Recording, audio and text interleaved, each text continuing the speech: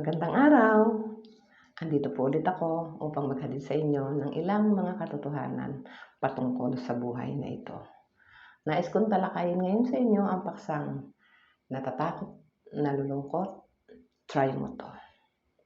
May nagsabi ng ganito, kung hindi ka pa handang mamatay, lalong hindi ka handang mabuhay. Ibig bang sabihin, mas nakakatakot ang mabuhay kaysa mamatay? Ipinapaunawa lang ng mga salitang ito na ang buhay sa mundo ay hindi madali. Walang katiyakan. Sa bawat araw, iba't ibang karanasan, iba't ibang hamon na nagdadala ng takot at lungkot. Lahat ng tao ay nakakaranas ng takot at lungkot. Meaning, normal lang ito sa buhay. Katunayan ng si Jesus ay nabuhay sa mundong ito, bagaman siya ay Diyos na nagkatawang tao, naranasan niya rin ang malungkot. Ilang pagkakataon din na nalungkot si Jesus. Pero isa lang sa mga ito ang tatalakayin ko ngayon para maging batayan sa pag-aaral ng paksang ito, ang takot at lungkot. Ito ang kalungkutan ni Jesus para sa Jerusalem. Sa Lucas 19:41 at mga sumusunod na talata ay mababasa ang ganito. Nang malapit na siya sa Jerusalem at natatanaw na niya ang lungsod, ito'y kanyang tinangisan. Sinabi niya, kung nalalaman mo lamang sa araw na ito kung ano ang makapagdudulot sa iyo ng kapayapaan. Ngunit ito'y lingid ngayon sa iyong paningin. Darating ang mga araw na magkakampo sa paligid mo ang iyong mga kaaway. Palilibutan kanila at gigipitin sa kabi-kabila. Wawasakin kanila at lilipulin ang lahat ng iyong mamamayan. Wala silang iiwanang magapatong na bato sapagkat hindi mo pinansin ang pagdalaw sa iyo ng Diyos. May mga pagkakataong ang ating takot at lungkot ay hindi dahil sa ating sarili, kundi dahil sa mga mahal natin sa buhay. Ganito ang lungkot na dinanas ni Jesus.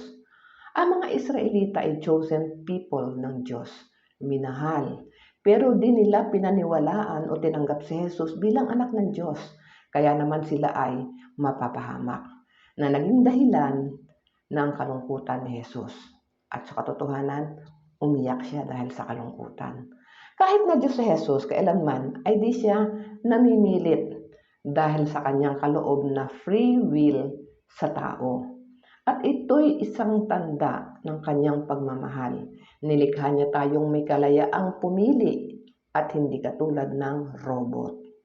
Kaya malinaw na ang anumang nangyayari sa tao, lalo na sa kabiguan, ay tao ang responsable at di dapat isisi sa kapwa, lalo na sa Diyos, gaya ng ginagawa ng iba.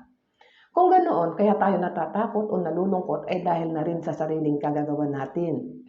Maaaring nagkamali tayo ng desisyon o kusang loob nating ginusto ang nangyari sa pag-aakalang iyon ang magpapasaya sa atin, na para bang kinatwiran pa natin.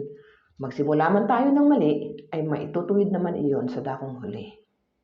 Ano pa man ang kinahantungan, hindi ka dapat manatili sa lungkot o takot. Kailanman ay hindi ginusto ng Diyos na ikaw ay manatiling nalulungkot o natatakot. Normal ang mga damdaming ito, pero hindi na normal kung ang takot at lungkot ay lagi na lang kasama mo na hanggang sa pagtulog ay dala-dala ito. Siguro naman sasang-ayon kayo sa akin kung sasabihin ko na kung lalapit tayo sa Diyos para humingi ng tawad ay handa siyang patawarin tayo. Pero hindi ito lisensya para busuhin ang kabutihang loob ng Diyos sa pamamagitan ng paulit-ulit na pagkakasala. Ang ibig ko sabihin, yung hindi na tayo maging maingat sa ating mga desisyon para maiwasan ang malimit na pagkakasala o pagkakamali. Ito ay mas malaking pagkakamali. Pero bago tayo magtagumpay o manalo sa laban sa kasalanan, ay may ilang bagay na dapat nating unahin. Ito ay yung growing to know God more deeply. No? Mas kilalanin pa natin siya. Maraming nagsasabi, naniniwala naman ako sa Diyos. Tama. At maganda yon. Ang tanong, gaano mo siya kakilala? Kung ang pagkakilala mo sa Kanya ay tagapagligtas lang, gaya ng pagkakilala sa Kanya ng marami, hindi ka magiging maingat dahil alam mong may Diyos naman na magliligtas sa iyo. Kaya dapat kilala mo rin siya bilang Panginoon. Kung ang tingin mo sa Kanya ay Panginoon, magiging masunurin ka sa Kanya. Kung siya nga ang iyong Panginoon, ikaw yung susunod o tagasunod. At yun ang pinakamabuti para sa tao, ang unahing sundin ang Panginoong Diyos bago ang sarili. Kasi alam ng Diyos ang lahat ng bagay. Tulad halimbawa sa isang prosesyon, ang nakikita lang natin ay ang unahang bahagi nito dahil wala naman tayong X-ray vision. Pero ang Diyos, nakikita niya ang kabuuan ng prosesyon. Nakikita niya ang unahan, nakikita niya hanggang sa katapusan. At higit pa doon dahil alam niya rin ang detalye nito. Kasi lahat ng bagay ay nalalaman niya. Kaya nga alam niya ang future, ang kasalukuyan, pati na ang past. Bukod sa alam niya ang lahat ng bagay, nandoon din ang katotohanang may kontrol siya sa lahat-lahat. Kung ganito ang pagkakilala mo sa Diyos, hindi mo ba ipagkakatiwala ang buong buhay mo sa Kanya? Maitutulad ang pagtitiwalang ito sa isa tuwing sasakay ka sa bus, jeep, or tricycle. Tiwala kang alam ng driver ang pupuntahan mo. No? Yung daan papunta doon. Kaya ka sumasakay sa kanya, nagbabayad ka pa nga. Kaya lang, may mga pagkakataong ikaw din mismo ang nagtuturo sa driver, lalo na kung sa tricycle ka sasakay, kung saan ka saktong bababa. At ito ang malaking pagkakaiba kung sa Diyos o kung ang Diyos ang nagmamaneho ng buhay mo. At di sa driver na tao ring katulad mo. Alam ng Diyos ang saktong pangangailangan mo. Alam ng Diyos ang pinakamabuti para sa iyo. At siya lang ang makagagawa nito dahil siya ang may likha sa iyo. Mas makikilala mo siya kung patuloy kang lalapit sa Kanya, lalo na sa panahon ng pagsubok at hirap. Pag dumating ang mga ito sa iyo, huwag kang matakot o malungkot. Sa halip, isipin mong mabuti ang mga katotohanan ito. Una, nagdaranas tayo ng mga bagay na ayaw natin dahil sa sariling kagagawa natin. Ganoon pa man, sadyang napakabuti ng Diyos na ginagamit niyang instruments yung mga pagkakamali natin, yung takot at lungkot, para mas mapalapit tayong lalo sa Kanya. Pangalawa, paglapit natin sa Kanya, binibiyayaan niya tayo ng lakas at linaw ng isipan para magtagumpay tayo sa ating pinagdaraanan. Pangatlo, dahil lumapit tayo sa Kanya, mararanasan natin kung paano niya tayo tinutulungan pag tayo ay nabibigatan na. Makikita natin kung paano siya kumikilos sa mga tao at mga bagay-bagay sa ating paligid para sa ating ikabubuti. Number 4, dahil nakikita mo ang pagkilos ng Diyos sa iyong buhay, lalo mo siyang makikilala. Habang nakikilala mo siya, lalo kang magtitiwala sa Kanya. At habang nagtitiwala ka sa Kanya, lalo mo lang siyang mamahalin at sasambahin. Ito ang pakikipag-isa sa Diyos. Ang tanggapin, kilalanin, at sundin siya. Ito ang unang hakbang para mapagtagumpayan mo ang lungkot at takot. Ang makipag-isa sa Diyos na pinakamakapangyarihan sa lahat. Katulad ng sinasabi sa Juan 16:33, sinabi ko ito sa inyo upang sa inyong pakikipag-isa sa akin ay magkaroon kayo ng kapayapaan. Magdaranas kayo ng kabighatian sa sanglibutang ito, ngunit tibayan ninyo ang inyong loob na pagtagumpayan ko na ang sanglibutan. So, makikita natin sa first part, sinasabi ditong talaga namang magdadanas tayo ng mga problema at hirap sa mundong ito. Pero sinasabi niya, sa mas nauna pang part na yung pakikipag-isa natin sa Kanya ay magkakaroon tayo ng kapayapaan. Kaya sabi niya, tibayan ninyo ang inyong loob na pagtagumpayan ko na ang sanglibutan. Meaning, naranasan niya ang mahirapan at malungkot pero hindi siya nagpatalo sa mga ito. Dahil katulad niya, sinasabi niya na pagtagumpayan niya na ang lahat ng ito.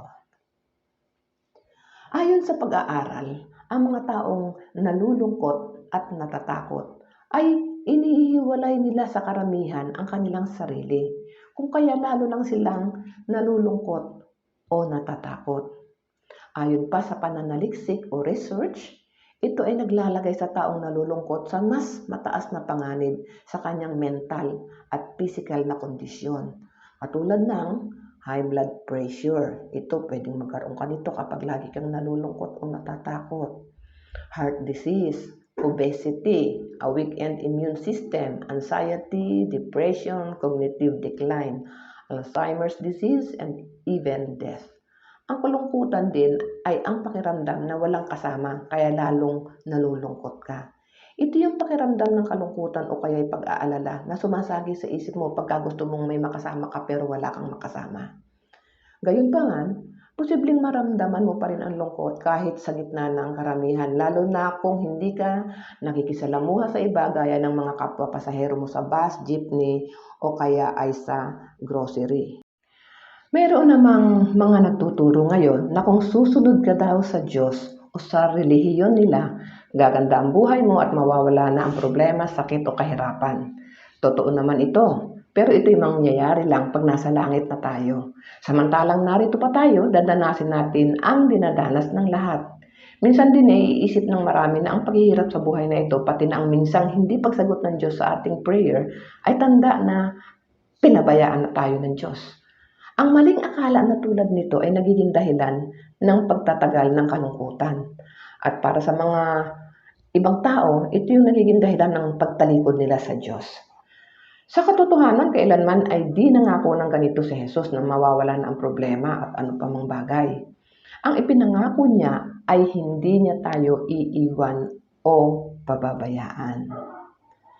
Narito ang ilan sa mga pwedeng gawin pag nalulungkot. Una, suriin ang sarili kung ano ang ugat ng iyong kalungkutan o takot. Pangalawa, alalahanin kung paano ka nagtagumpay noong mga unang pagkakataon na nakaramdam ka nito. Pangatlo, huwag ikulong ang sarili sa nakaraan. Isipin mo, natalo mo na ang mga iyan noon, kaya nga nakarating ka ngayon, di ba? Number 4, huwag na huwag mong iisipin na nag-iisa ka sa ganyang kalagayan. Lahat ng tao ay nakakaranas ng lungkot at takot, pero nakapagpatuloy sila sa buhay. Kaya nga kung kaya nila, kaya mo rin. Number 5, mahalaga rin na pag-aralan mong tanggapin ang katotohanan kung hindi na ito kayang baguhin pa. Pagdating dito, acceptance is the name of the game.